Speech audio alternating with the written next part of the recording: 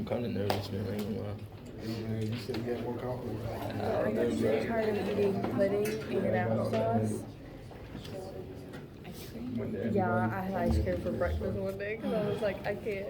Can't beat It's like it. the day. I'll do it. Well, I got a teeth out. And so, yeah. Over spring break. Yes. It's definitely a Monday. Mainly a Monday where nothing went to plan And I for didn't get to me. see Carter at all. So, Really I'm so hanging in bad. there. I wish I was still at home. Bro, my birthday was last But, Monday I too. mean, the and I end of the was like, semester isn't that far off, Florida, so like, until summer Monday. soon. She was supposed to go with me, but her grandma was like, See I my thought she was going to exam pass, score. but she Yeah. didn't. Last thing And then she got again. strep throat the day before I got one with teeth out. And I was like, oh my god. Sorry, I'm awful at memorizing student names. I apologize. Okay. Well, last name again?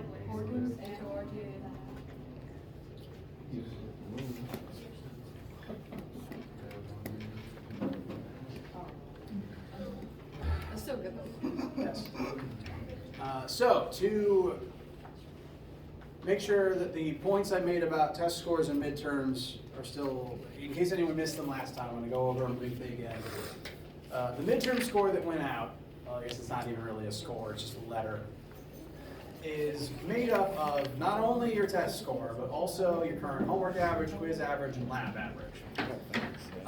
Now, I don't like that the midterm system only gives you a letter, so if you want to know your actual score and how it was calculated, what all the averages that went into it are, absolutely, please ask me. I've got a spreadsheet, I can show you how all the calculations work. I can even like change the numbers to kind of show how your grade would change if you did like X, Y, or Z thing by the next test. So, if you want that information, please just ask. Yes? So like on the like Macmillan, if we didn't like do some of them, like we did like half but didn't finish like some homeworks, does it go in as like a 50 or like how does it? Yes. So, I only looked at chapters 1 through 4, Okay. because those are the only things we learned about yet. And your percentage completion on those is what went into the sheet. So if we like didn't do chapter 4 homework, can we still do that? Yes, absolutely. The reason there's no due date is so you can go back in and do it, Okay. but I still had to include it in the calculation, how much of it you've done already. Okay. So, like, if you've done, half of it up till now, that's okay. It just means that, by the time of the exam, you'd want to make sure to go back and do it. That's all that means. Do you need this back?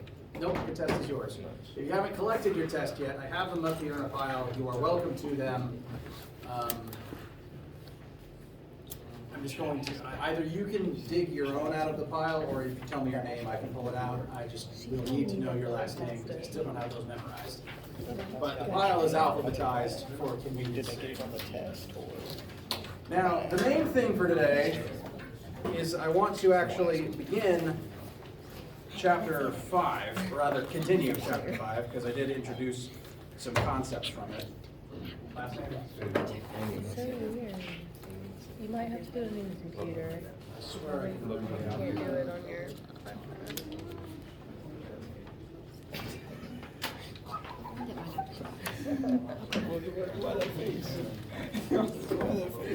Did we get extra credit for coming last Friday? It makes sense.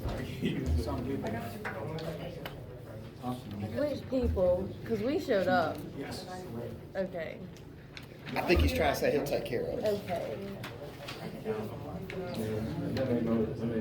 I'm so tired. You're welcome. Thank you. Because I flipped out in Target when I heard that. She called me. In the middle of a Target. In the middle of the Target. She called me after I got out of class. Oh, that was when I was in Target. Yeah. For some reason, I said, believe this. I am in the Target. And somebody just told me they had extra. I would stay. we didn't write your last name. What is the name you I usually know you're write? right. Yeah, they're kind of in the You were habit of listening when I was that, there Friday. which isn't inherently a problem. Yeah. Just don't have everyone memorized yet. But I had Like, flu. withdraw. Yeah, definitely. Target I got always me- makes you I feel got good. medicine. Okay. Okay, see you. So, your test is yours. If you already have it, you can keep it. If you don't have it yet, you can collect it. My only request is I have 1 or 2 people on medical leave who haven't taken it yet, just honor code, can't talk about it with them. Now, as I said, main thing I want to do today is dive into chapter 5. We've introduced some concepts from it already, and I want to kind of begin explaining those more in depth and then start jumping into more formulas related to pressure. So before we start heading in that direction, does anyone have any other questions, comments, concerns, needs, etc.? So now we're turning chapter 5. Yes. Oh, also a reminder, there is a lab this week. It's actually not about anything new because we haven't done enough pressure yet for me to give you a pressure lab. So instead it's a torque lab, namely balancing seesaws.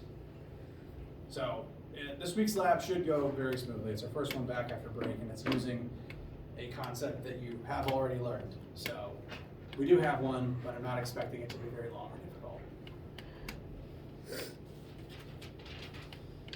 Anything on your minds right now? All right. So, chapter 5 is going to be about pressure and how it affects various states of matter and various objects in the world around us. We went over some vocab words already, which we will quickly review. Main thing is going to be about pressure and how it affects things, but for my projector's not on. So, chapter title: Pressure and the effects that it has on solids and fluids.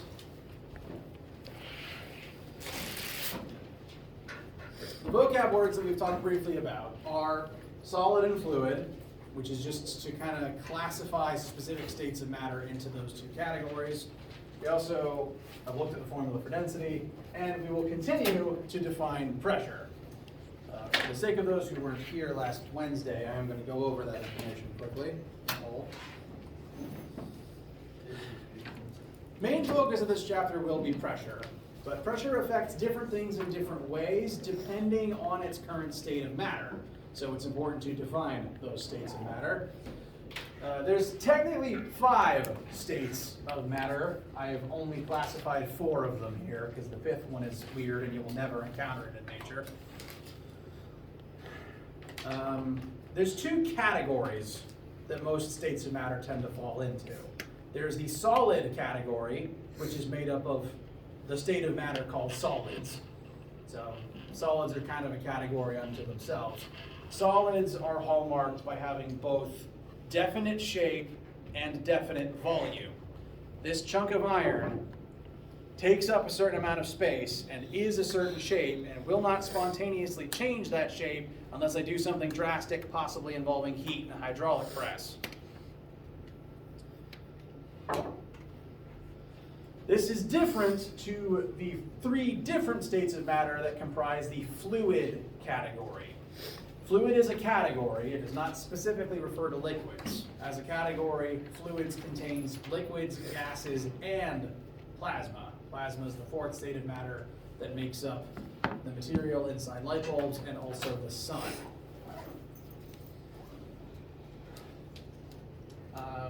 Fluids are categorized by their ability to flow.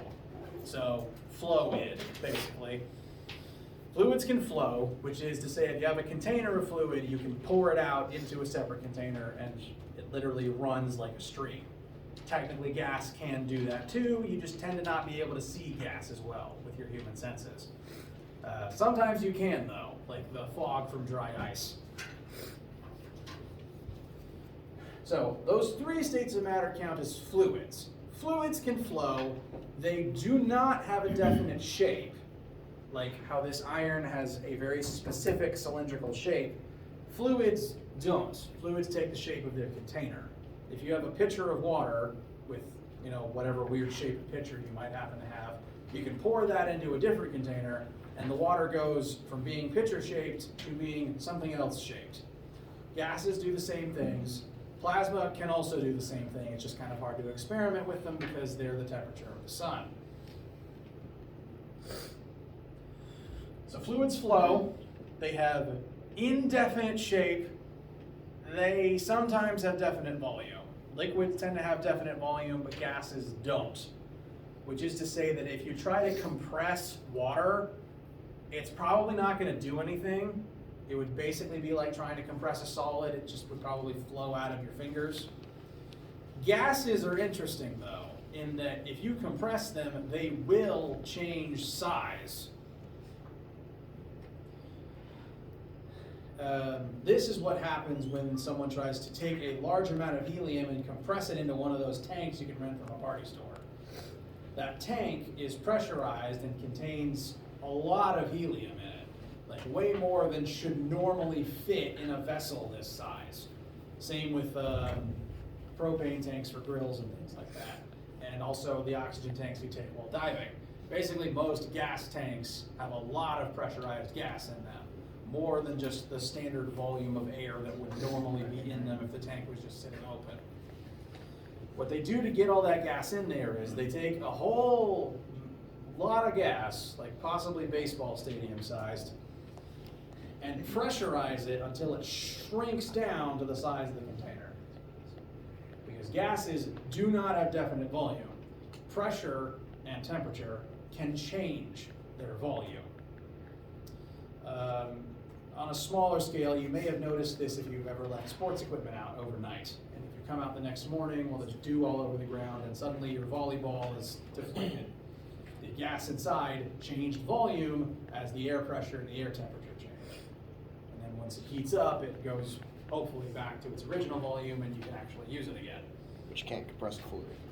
You cannot compress a fluid. That's like- Pneumatic systems, actually no, hydraulic systems in cars make use of that fact. Brakes. Correct.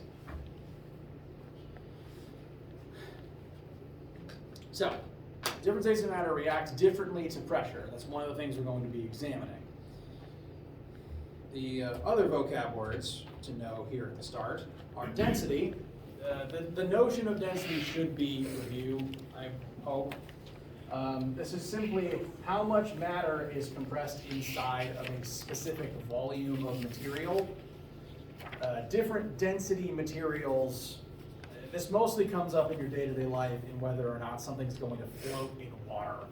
If something is less dense than water, it floats. If something's more dense than water, it sinks.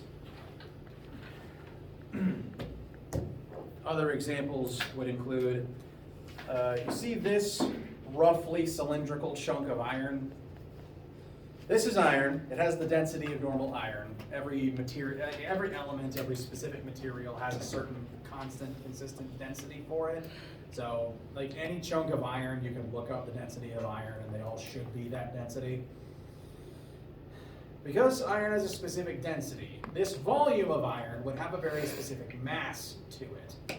Iron just inherently has a certain amount of matter, of atoms, jammed into, a hockey puck this size.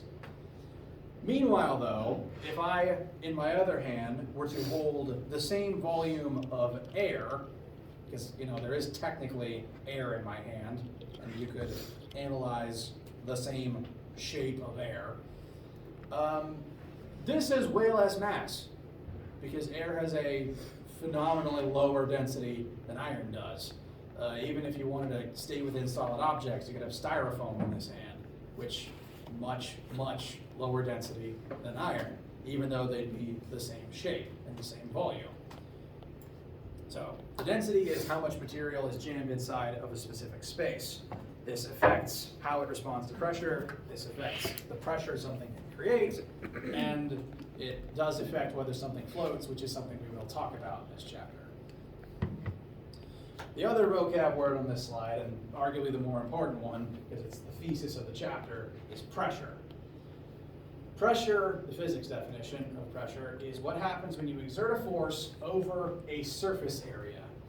And technically you do this anytime you actually use your hands and muscles to do something, because your hand has a certain flat surface area to it.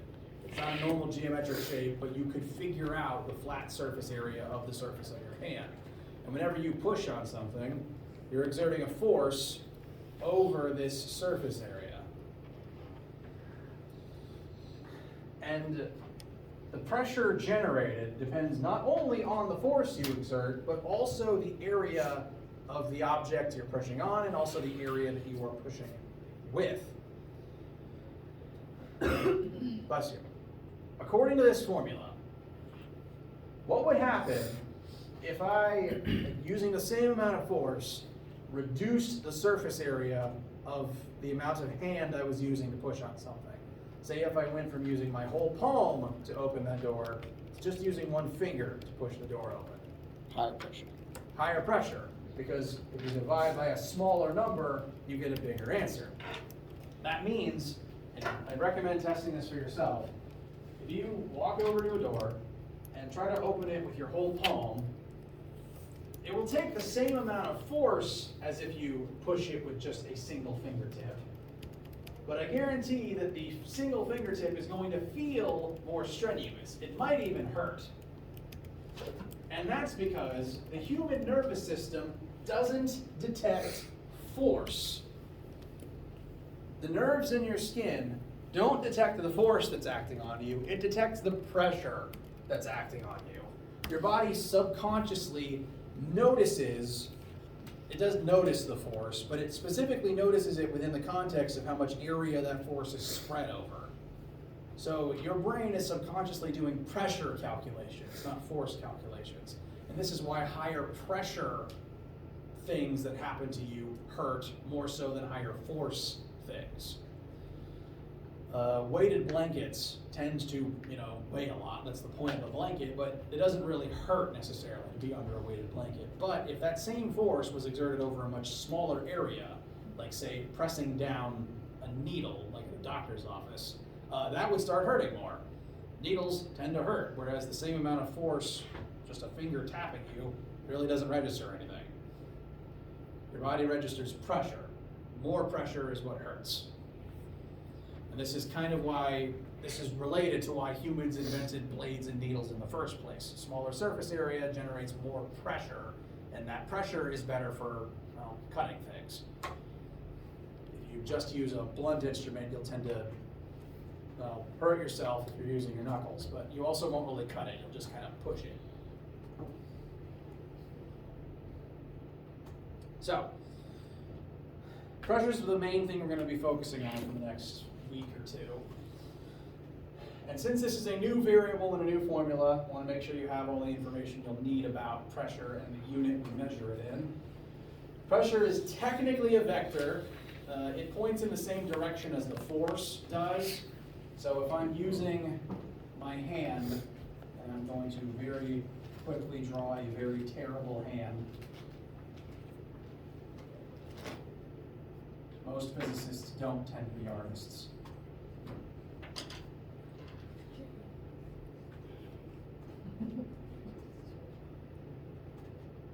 If you push to the left, no, to the right with your hand, the force you generate will push to the right. So pressure is technically a vector. It inherits the direction from the force in the formula. But pressure tends to always, it always points perpendicularly to the surface that's creating it or the surface that is receiving it. So this is right now perpendicular to the orientation of my palm.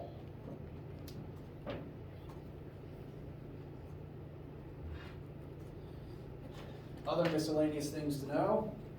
The variable for pressure is that capital P in that formula. And it is measured, the metric unit for it at least, is pascals, abbreviated to PA. This is one of those times where the variable name and the unit name actually kind of sync up, which is nice.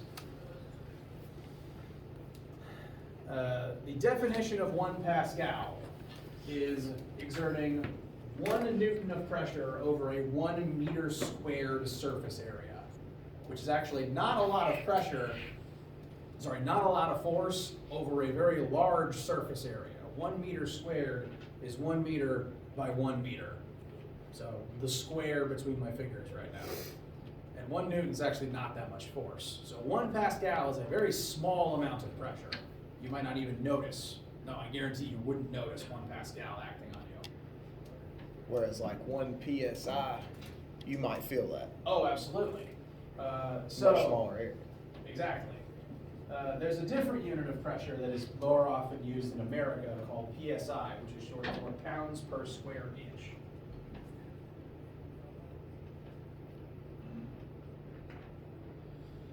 Notice it's oriented the same way. You've got a unit of force divided by a unit of surface area. So it measures the same thing, it's just, the American version.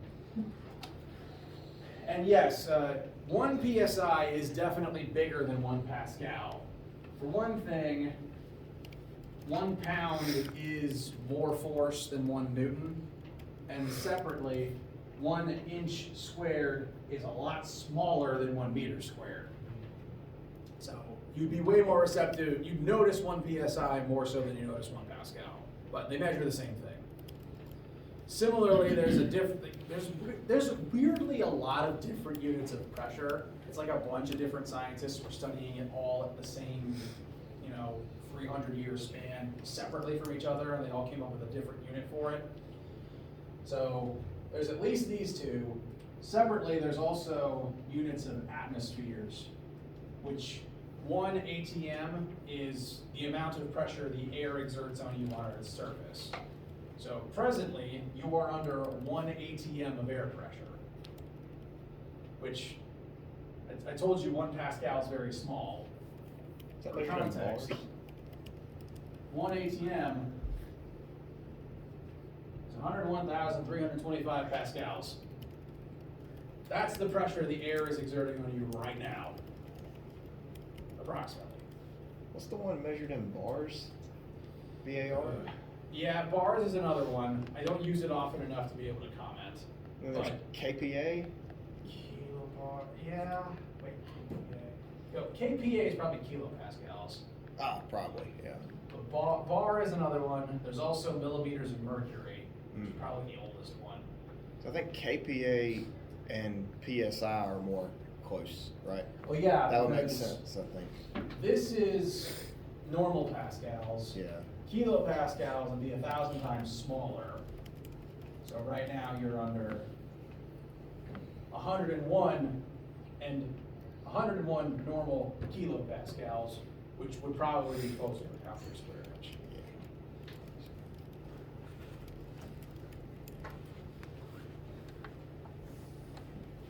So we're going to stick to pascals. There's a weird amount of units, but they all still measure the same thing. How do you feel so far? All right. We've technically looked at 2 formulas here, so let's make sure to get a little bit of practice for each of them in your notes. Here we have a boulder. It's a nice boulder. It has a volume of 5 meters cubed. That is the unit of volume I like to use most, but kind of like how there's lots of units of pressure, there's also lots of units of volume. There's meters cubed, there's millimeters cubed, centimeters cubed, liters, gallons. I like meters cubed though. Boulder that has a mass of 5 meters cubed, and it's made of granite. As long as you know what something's made of, you can usually pretty safely just look up the density of that material. Like most granites should have a density of approximately 2,691 kilograms per meter cubed.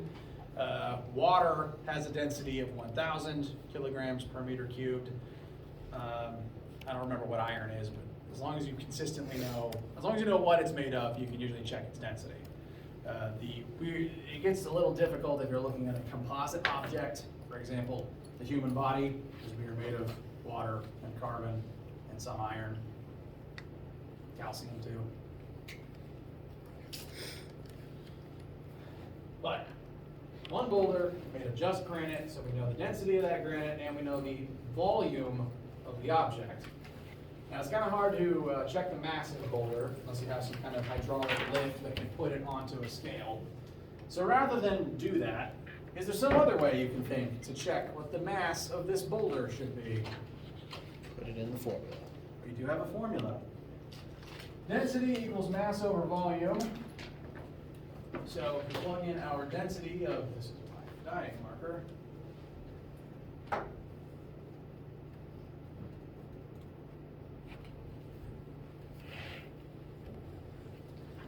(2,691 kilograms per meter cubed). We're going to solve for mass, and we need to divide by our volume of meters cubed. I've included the units to demonstrate that this is one of those times where you really have to check the units you're given, since there's multiple different units of volume out there. So I'm wanting to highlight the fact that both sides of this have meters cubed on them. So our units match, we don't have to convert anything, we're good to proceed.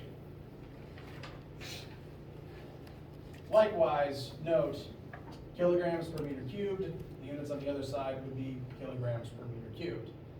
So if we multiply both sides by 5 meters cubed cancels, that'll leave us with the mass in kilograms that we want. So 5 meters cubed times 2,691 kg per meter cubed will give us some amount of mass in kilograms. If memory serves, it's about 13,500. Yes? Could you explain the top part just one more time? I was writing it down while you were talking. Oh, here? Yeah. All right, yes.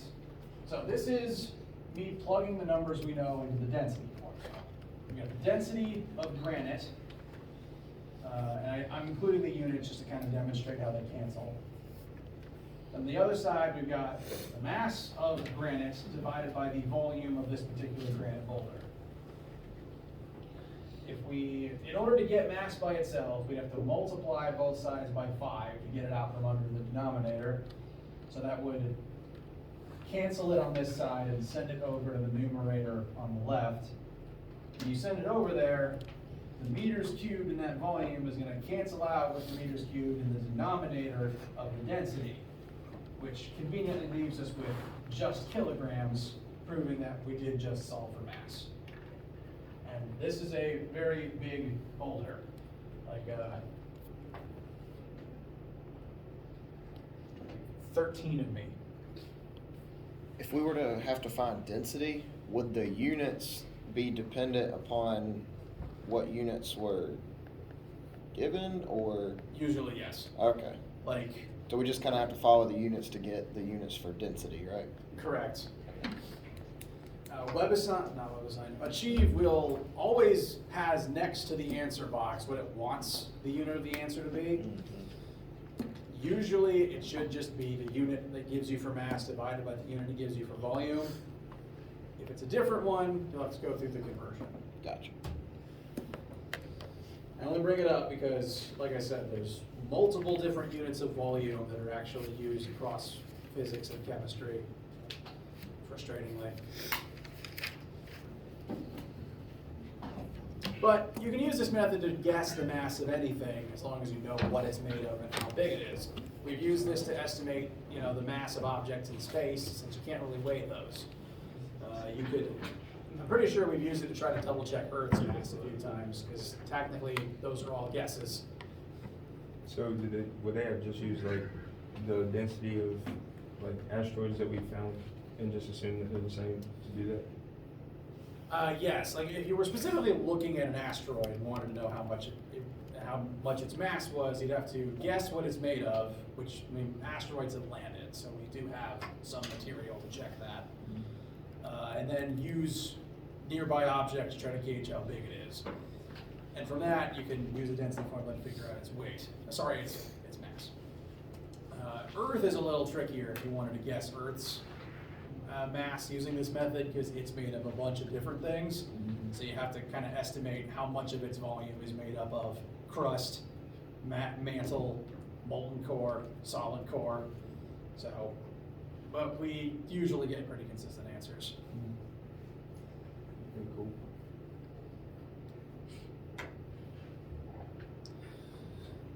All right, let's also get some practice for the pressure formula in your notes. The first two questions are kind of conceptual that I've briefly addressed already.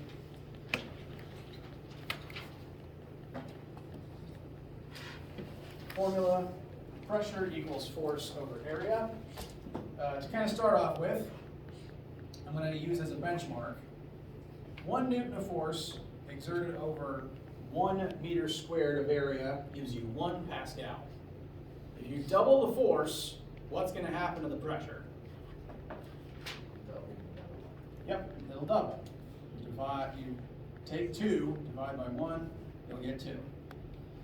Now, the other question, if we keep the force the same, but divide by a smaller surface area, say we cut the surface area in half, what happens to the answer? Actually, it's bigger. Dividing by smaller numbers gives you a bigger answer. It's like, originally say you were dividing by 4, if you divide by 2 instead, the number gets bigger. So 1 divided by 1/2, if you put it in your calculator correctly, also gives you 2. So once again, the concept at play here is you do get more pressure if you increase the force involved, but you also get more pressure if you decrease the surface area that force is applied over.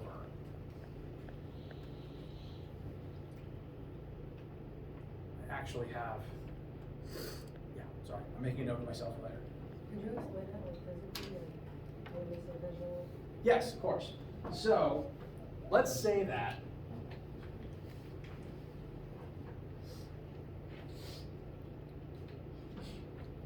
all right. Let's say that you've got a very rickety single plank bridge. And let's say that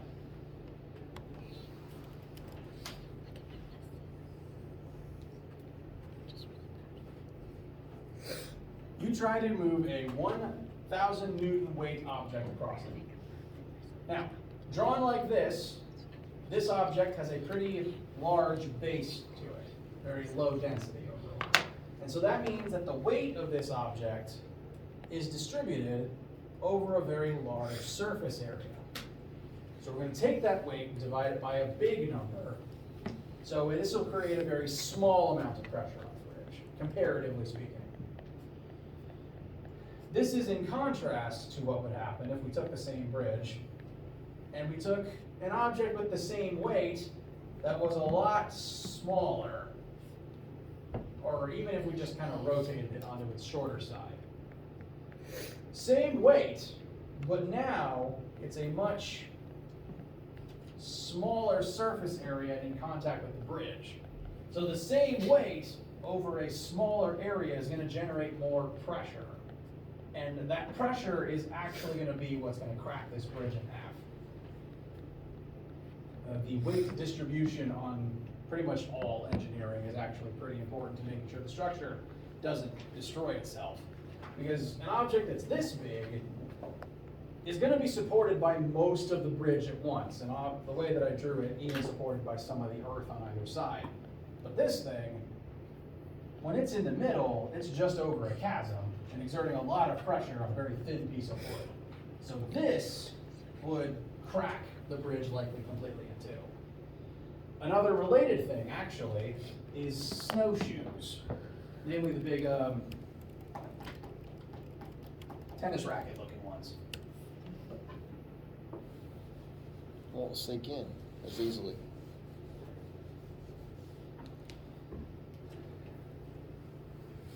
If you just step your normal foot onto a bunch of snow, odds are you're just going to sink right through it and get your foot all sloshy.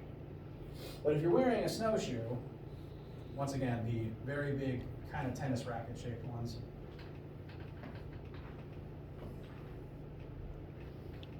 your weight is now distributed over a much larger surface area.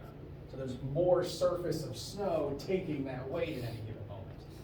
So the comparison would be like, this would be driving a needle straight down to the earth, whereas this would be more like just placing your whole hand on it. That bigger surface area separates the load across a larger area, and so it's better able to hold it without breaking. So it's still kind of hard to walk on the perfect surface of the snow, but at least you don't sink nearly as much. And therefore it's easier to continue on without getting stuck in the muck.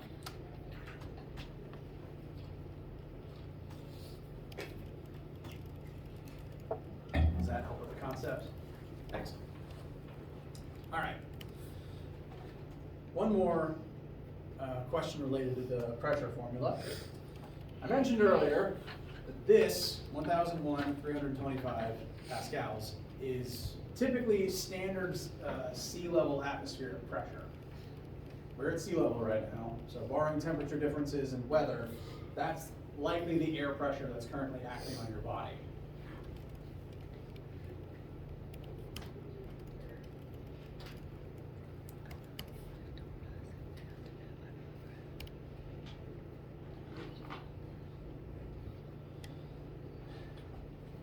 This means, according to this formula, that the air is going to be exerting some amount of force on the surface area of your body.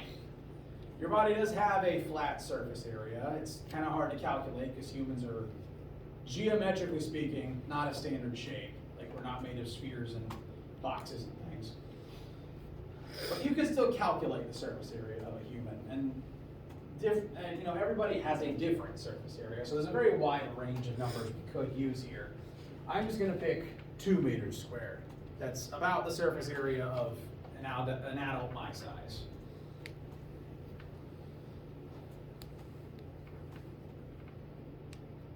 So if we plug in about my surface area into this formula, we can figure out how much force the air is exerting on my body right now.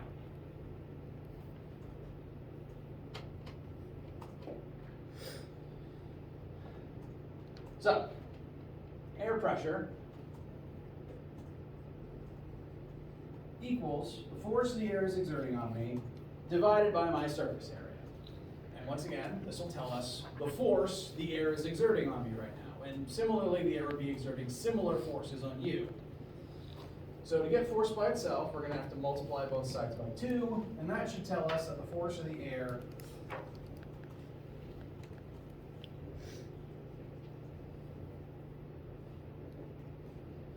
is about 202,650 newtons.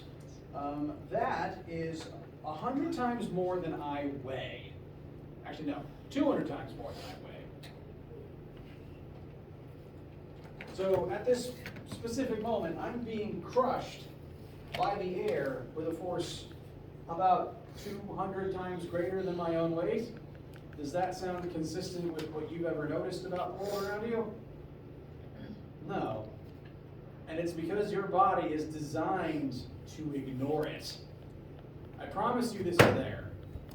I promise you there is at this moment this force acting on you. And you may never notice it. You may never notice the presence of this force. But I guarantee you will notice its absence.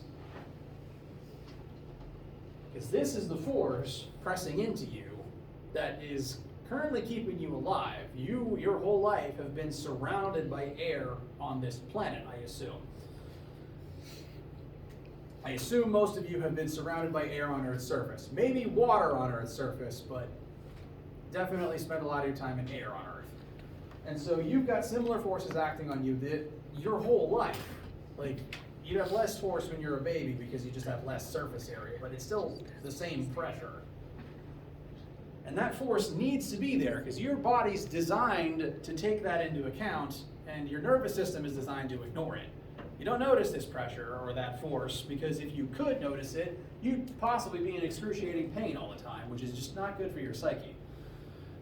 So you tune it out, kind of like how you tune out your tinnitus and how you tune out the blind spot that's in the corner of your vision. If you haven't heard about that, I can explain it later. But that force is there, and you need it to be there, because when it's not there, well, has anyone seen a movie where someone was thrown into the vacuum of space? Right now, on Earth, this tremendous force is pressing into you on all sides. You don't notice it because it's been there your whole life. Your nervous system's designed to ignore it. And because since it's pushing inward in all directions, it kind of cancels itself out in a way. Like, it's not like one big force vertically down, it's inward on all sides. So it does kind of cancel itself out, on top of the fact your nerves are designed to not notice it. If this is gone, like say when you're in the vacuum of space,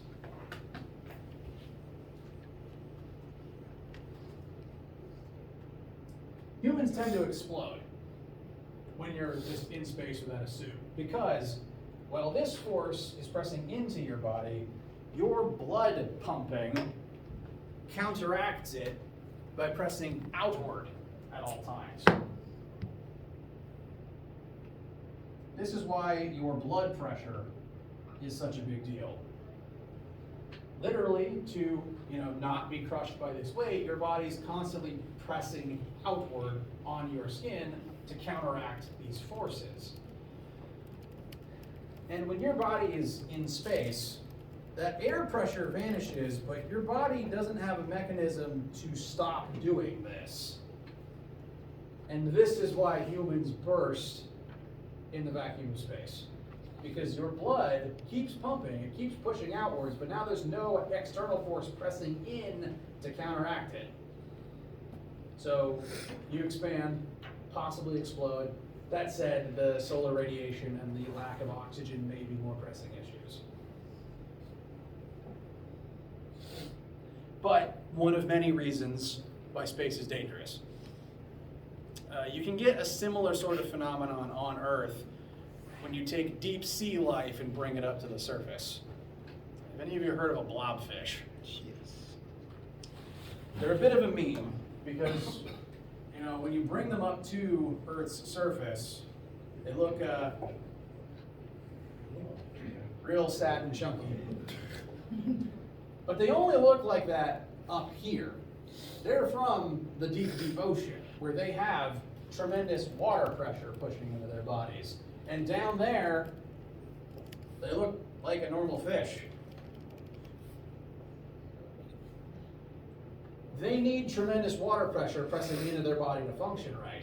Bring them up to the surface, there's less water pressure, their own bodies are still pressing outwards, and they get blobby. So it's like if you dive, the deeper you go, you have to equalize more. Exactly. Like when you dive down to the ocean, you similarly expose yourself to great pressures. And the human body can withstand a certain amount of that. The issue tends to be if you rise too quickly. Have you ever heard of the bends? Nitrogen.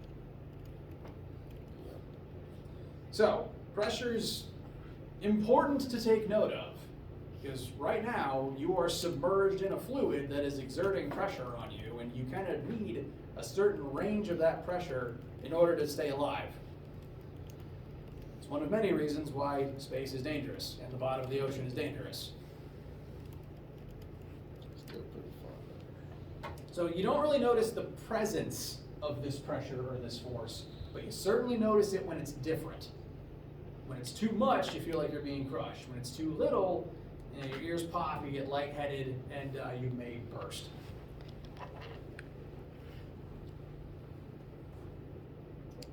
So, how do we feel about the concepts and this quick calculation? Okay. Yes. So the meter square doesn't have to do anything? Well, what do you mean? Oh, the unit? That's just the unit. By definition, 1 Pascal is 1 Newton over meter squared. As long as you plug in Pascals, meters squared, and Newtons, the formula's working as intended. Don't fully put your notes away. I want to at least show you one more formula that'll act as our starting point next time. Now, this force happens, maybe, I promise you this force is here, even though you've never really noticed it. It happens because there's air around you at all times, but not just the air in this room. There's an entire atmosphere's worth of air above your head right now. And you don't tend to think about this, but air has weight because it's made of matter. Air has some solid part to it. That's why wind happens. You can feel it as you move through the air sometimes. So air is physical and tangible. It's made of matter, and as long as it has mass, it has weight. So right now, Earth's atmosphere is being pulled down by gravity, and that weight is being pushed down right on top of your head. So that force is the weight of all the air that's above you, pressing down on your head. And this is why the pressure you're under increases when you go deep underwater. Because then there's not only an entire atmosphere above you, there's an entire ocean above you, also weighing down on you. Similarly, when you climb a mountain, there's less atmosphere above you, the air pressure drops. That's why your ears pop and you might get lightheaded.